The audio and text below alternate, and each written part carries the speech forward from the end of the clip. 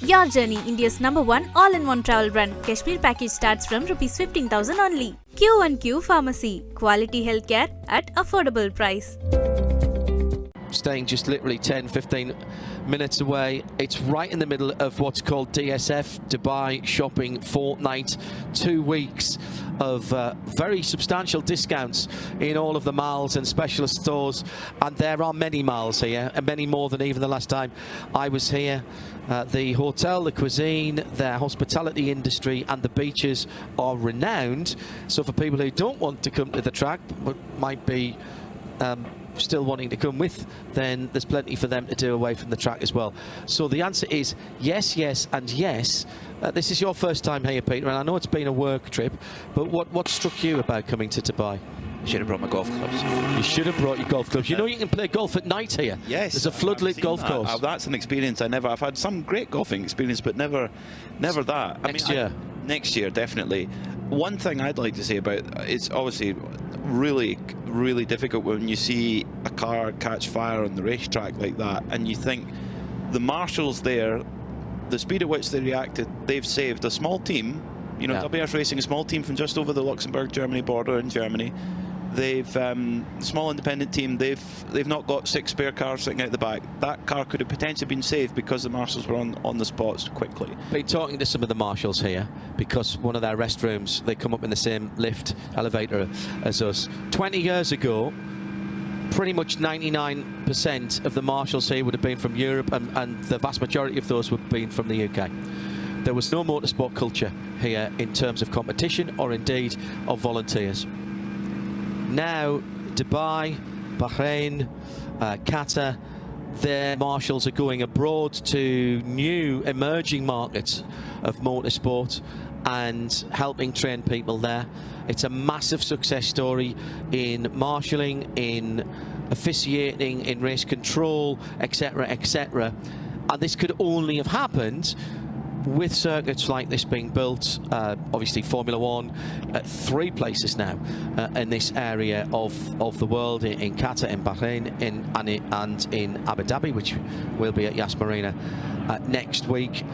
The interest in motorsport over here in the local population is bigger than national championships are interested in coming here if you haven't got the wherewithal to compete, and not everybody has, much like it happens in Europe. If you can't afford to compete, then volunteer and come and help and get involved in other ways. And that's exploded in the last, not only the last 20 years, probably in the last decade, to be quite honest. Let's get back down to Nick Damon and just underlining, Nick, the efficiency of the marshals. That GT tyres sponsored 470 WS BMW has taken the shortcut and is actually already being delivered back to the team. Yeah, and what Peter said about the fast acting the marshals is absolutely true. I'll give you an example of how they've managed to stop it. The dive planes are unaffected on the front of the car. You can reuse those. It's melted the bonnet, it's melted the big kidney grille section. There is a hole burnt out the front of the bonnet. Obviously, there's a lot of cost in the engine they're going to have to replace. But there is a vast amount of this car that can be reused. And my guess is, and this is if this had been yesterday in qualifying, I reckon they could have got the car back again. I hear what you're saying. Yeah. Because the fire obviously goes up, heat goes up, so it has burnt very spectacularly a hole in the bonnet. And therefore, I'm sure all the electrics, you need to get around that, the wiring looms. But the actual structure and the chassis, is absolutely fine. So they've got to do a clean up. It's obviously game over for this particular event. And I was looking at the fact that it's been leaking fluids. I wonder whether this was caused by something like a broken oil union pipe, which then went onto the exhaust and caught fire. That's my estimation, looking what it is. Where it started, Nick, is the just right of centre on quite far back. The engine's pushed quite far back. And what struck me there was that was where it was coming out from, very close to the bottom of the windscreen when Emily pulled over. She obviously realised very quickly, and fair play to her for that as well. The bonnet's just been lifted, and the top of the engine round the plenum chamber where the air and fuel mix. And through the tower of the front. The suspension top mount. And it's like, never happened before, never happened again. Yeah, just punch it straight out. just going over a curb as they would normally. I think it was either turn 2 or Darren turn Turner 3. did that at Coulter in an Aston Martin once, amazingly. The first for the cars that should be a GT3 GGA design, with one of Nick's favourites, the Maserati, the latest Maserati super duper thing. What's that called? A GT20 or something like that? MC20. MC20. There is a GT2 version of it. Yeah. And Freddie Leinhard has got one. Of course he has. Yes, to match with his MC12 GT1. Or the Gran Turismo, Nick? Gran Turismo is the coupe. That would be the car you probably go for as a 2-door sports coupe. I'm not sure whose toes it would tread on. Maserati not being part of Ferrari anymore, but I'm not sure there's anything in these. Are there any? Is that actually a good question? Are there any Stellantis GT3 cars?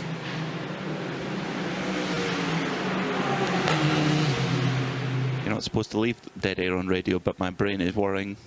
Yeah, Not sure. Good point. Answers on a postcard, please. Or Brands have you got to choose from? lots, Alpha, but not. Arjo, Yeah, but Jeep. not Nissan and Mitsubishi No. now. They've got to Honda. Because in theory, I think the GTR GT3 is still homologated for Nissan. Yeah, it will be. It will be. I haven't seen one for a long time. No, no. Yeah. Leaders in the pits with Nick Leaders in the Damon, pits. Almanar Racing, with Darren Young in the 777 in for his, Yeah, hang on a minute, I let me wish- see, 12th pit stop. I wish they were with me. They're actually right down the other end, unfortunately, but they are doing a full service. I can see the suited and booted driver hopping in now, and obviously a complete set of tyres of these new Michelin machines, and they will then turn very sharply left, because there's only the Dragon team who's further down towards pit exit. He'll turn sharply left, and then he'll turn sharply right and into fuel. And at that point, they'll go in for fuel couple minutes, and you should find out who has replaced Darren Young in the car. James C has looked up the Bentley, and Rob Huff's got more good news coming. It's homologated till 2031, that car. Very cool. Well, there you go. Jari, who is Kurski Racing, says in their domestic media in Finland, Galle has mentioned that a test may be coming and that he is considering making an entire switch to track racing, perhaps as early as next year. Now, Peter Mackay, PMAC here, is intimately involved in rallying, and that was his international off-road surprise face that I saw there. Yeah, it was. I am surprised by that, to be really honest. However, you know, Kalle Rovanperä, he has been a professional rally driver. Although he's a relatively young man, he has been a professional rally driver for a very long time. He won the national championship in Latvia when he was 16. So he's been at the game a long time, and it's the thing is with a rally is that you've got the whole recce before it. You've got several days of recce to write the pace notes, etc. And there are a lot of rallies on the calendar. There's 15 rallies on the calendar, so it's and then you've got testing after that, and they are allowed quite a lot of testing. So he is on the go a lot, and he's maybe just want to explore things. I mean, he's only 24, but he's been rallying since the age of 8. So, you know, maybe he just wants a new challenge, and he's got the car control and the driving ability to really put his hand to anything. What is the race that everybody wants to do in professional motorsport? It's the Le Mans 24 Hours, and GT3, Le Mans GT3 can take you there now. And if Toyota or Lexus decided they wanted to go and enter the WEC, they would get preferential treatment because they've already got a hypercar brand, and we've seen before what superstar drivers from other parts of motorsport has done, whether it's been recently Mark Webber, Fernando Alonso, Nico Hülkenberg has won the race outright, of course, whilst he was a active Formula 1 driver. That was impressive. Did that in the F1 break one year. And we've had Colin McRae driving the Ferrari 550 back in the day, subject of a very lovely from the fence from our artist in residence, Neil Gardner. That one was snapped up very quickly. Who else have we? I mean, the list just goes on. Sebastian Loeb. Sebastian Loeb, very good. Done it, yeah. And Kalle Rovanperä, the lineup of drivers he's got with him is a really interesting bunch. But the driver in that car at the moment that Kalle Rovanperä is driving, which is the 969 run by Proton Huber Competition, Jani Kakula is the driver right now. He has a specially adapted steering wheel that has to be changed. That the driver, when they do a driver change, they'll take the steering wheel off and put the specially adapted one on, and Jani effectively has to drive one-handed. And Kalle commented to Sportscar 365 earlier in the week. He said it is just remarkable to watch the onboard and see just how skilled he is. His last lap was a 2:02. That is just off half a second off Thomas Preining's last lap in the lead. At half a second. 969 is a Porsche that you need to write a story on. You know the story of the 969. It was a one-off prototype in 1988, I think, which was the successor to the Porsche 930, but it didn't actually get through and be built. It was a twin turbocharged, top-of-the-range model, and basically it is very 959-y, but it was 969. Wow. And it was built as a styling concept with in the picture I'm looking at now, it's got 928S rims on it, which I'm not sure worked on that car, but it's a really interesting project. Peter, by the way, is a bit of a star when it comes to writing about Porsches. He will be having his Porsche Spider racing car book coming out this year. Can't give you any more specific than this year, but it'll be this year. It has been a labour of love. It has, yeah, but it's been amazing to meet so many people. When you really get under the skin of any race car project, I'm sure it'd be the same for any of the cars that are on track, the development team that created them. It becomes a total labour of love for the people that are in the engineering offices and the design offices of those cars. Steve Grivner, Minnesota-based, missed the first 5. I'm here for the next 19. Looking forward to a great race. And hello to Bullet Sports Management as well, who are obviously tuned in following Benji Gotha and Optimum Motorsports. Nick Damon has a caller. It's the number 69 Audi and Vasily Vladikin. But that's not the important one, because just a minute prior to that, the 92, the racing car, the Porsche, came in from the lead. Thomas Preining piloted it. They definitely changed tyres. I'm wandering down here to see if they also did a driver change. It's gone in for fuel. As we know, there's a lot of pace in a new set of tyres, so you may as well put them on. But my guess is normally now, at this point in the day, if they're changing tyres, they are changing drivers as well. But that car came in from the lead and will come out almost certainly not in the lead because of the way the stagger is unwinding for the various front-running cars. Yeah, it's back and forth really between the 92 Pure Racing Porsche and the 777 Almaner Racing by Team WRT BMW. If you were to say which car has the upper hand right now, I would say it's the 777 BMW, but it's tight at the moment. It's just that they're on a pretty much split program. One goes ahead as they come into the pits. Here's the first submissions in. Should have been a GT3 car, or should be a GT3 car. Melvin tweets at RSL_studio, the Subaru BRZ GT300 should be transferred to Europe, become a GT3 car. I mean, the base car is a Toyota GT86. Base car being a flat 4. Interesting. I could see that working. 2 from Tom Davies. Hello, Tom. Brabham BT62, which does run a GT3-ish pace, or the GMA T33. Very low production numbers on those cars. Could Mazda be capable of designing an RX Vision style GT3 concept? Maybe a naturally aspirated 4-rotor engine in, and make me badly wish it was a real GT3 car. An MX-5 GT3, it would be like the new generation Z4 GT3. Yes. Imagine that.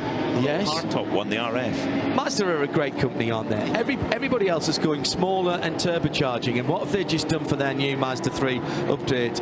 They've no turbo and gone to a 2.5 litre. and it still turns out brilliant emissions numbers. Jaguar, oh well, there's a story that would. Want to go there? Well, do you remember the Emil Frey cars? Not really a full GT3 car. Nismo GT3s from 2018 or so. Loved the post from Paul Ehrling. Things to do. Number one, get rich quick. Certainly before 2031. 2, buy several Bentley Continental GT3s. 3, race several Bentley Continental GT3s. 4, live rest of life in peace.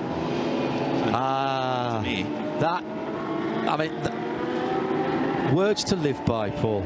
Excellent. At RSL_studio, hashtag 24H series. Coming up to the end of another racing hour as we're heading towards 9 o'clock. I'm absolutely stunned. I've only been away from this race for 1 year. We have got some slightly different camera positions, but particularly in the dark, I am realising how much the surrounding areas of this circuit has changed since I was here, not last year, but the year before. And that is from the neon signs, the advertising, the hotel blocks opposite our studio. There's a hotel block opposite that's got its name all the way down it. I wonder if we could repurpose that as a timing tower. I think that's something that needs to be done. What does that say on there?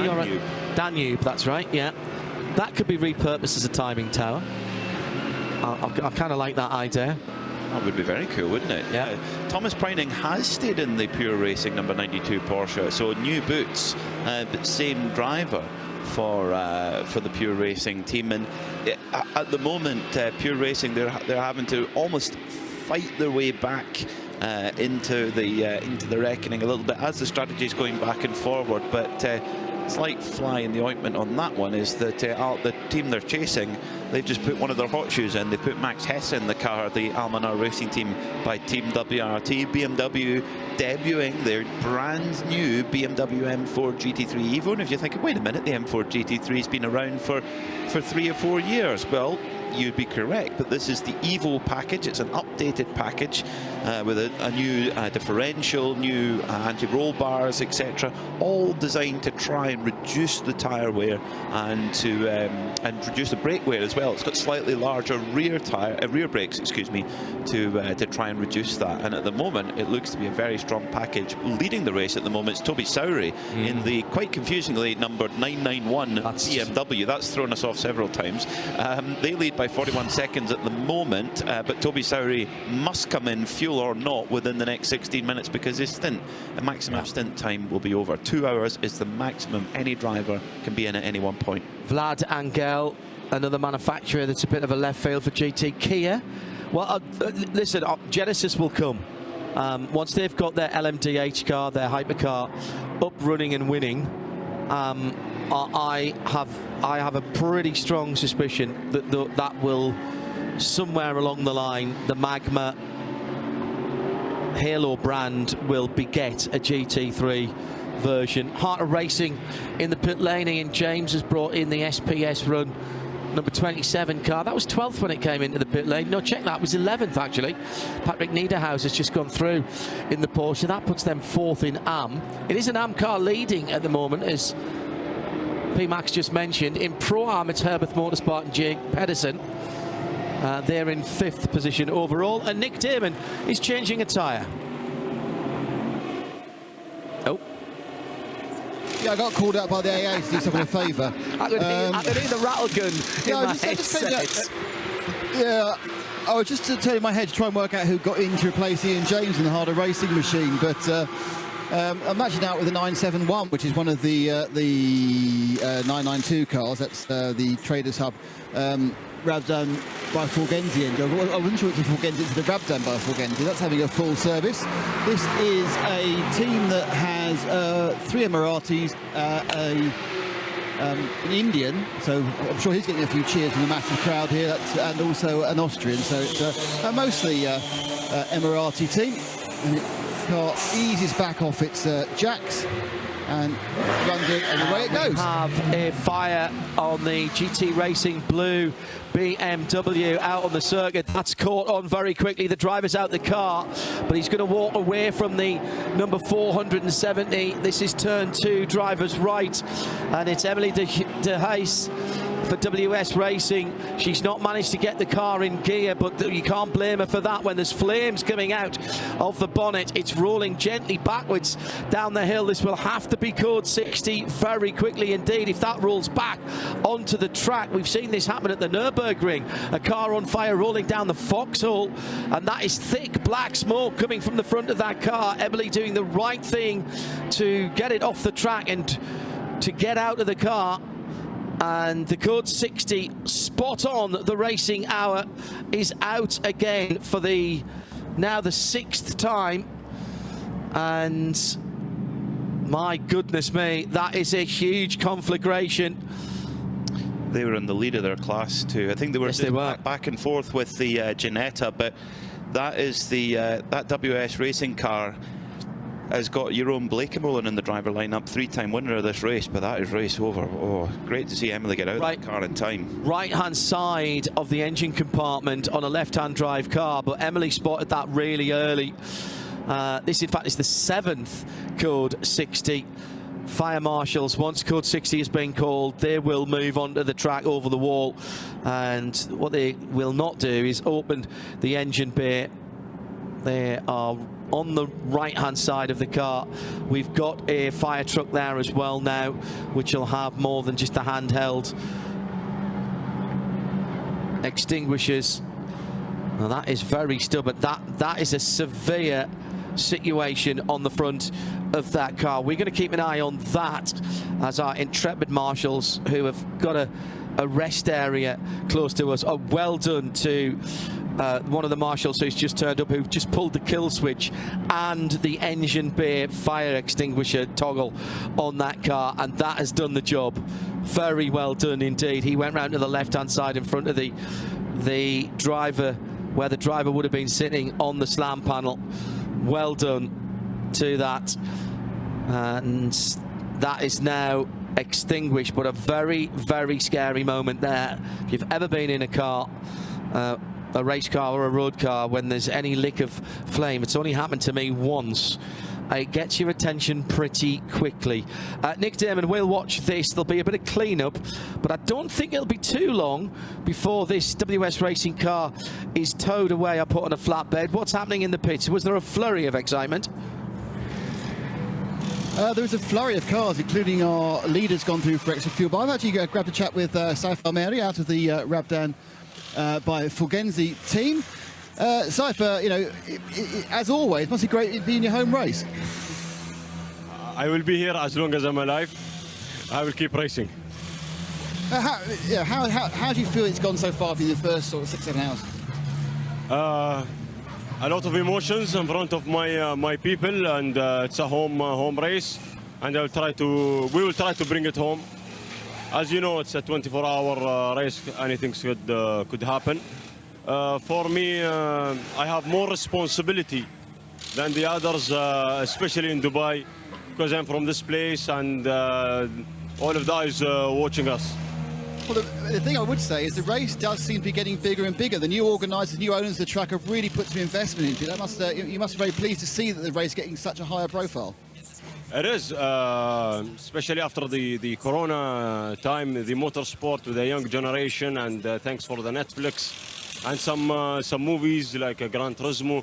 To change the people and the young generation to look after this motorsport, and thanks for the organizers to let the people to know about Dubai 24-hour, because this is the 20th time, and you can see everywhere the attendance of the spectators. I'm really amazed, and I hope more and more. So, thanks very much. Adverts running on the radio stations here, in particular Dubai 92. It's one of the big radio stations out here. The tickets were free. All you had to do was register on the Dubai Autodrome 20 website, and you can still do that, by the way, if you are listening to us in the Dubai or the UAE and watching these very dramatic pictures of the GT Tyres sponsored number 470 WS Racing BMW getting already on the rollback. The flatbed was there very, very quickly. If you fancy having a look at this overnight, the circuit will be open. All the spectator areas are open overnight. We'll run the commentary on the PA overnight as well, straight through till 1 o'clock tomorrow afternoon. All you do is search for the Autodrome website, and there's a special part of that for the 20th anniversary running, and put your details in and print yourself some tickets off and come on down. Parking over by the karting circuit, walking through the front entrance straight into the back of the grandstands, and if you want to go onto the infield, you can walk through the tunnel, get over to the apex viewing area, which is apex of turn 15 all the way back to 14, and there's some new concrete bleachers I noticed there as well on the outside of turn 14, the speedball left-hander. So plenty of racing still to see here. And if you're not here and you're watching this and you're maybe back in Europe and thinking, is it worth the trip? This is a great time of year. Our firework display made possible by the Dubai Tourist Authority, and Visit Dubai involved with one of the cars here. Your journey, India's #1 all-in-one travel brand. Kashmir package starts from rupees 15,000 only. Q1Q Pharmacy. Quality healthcare at affordable price.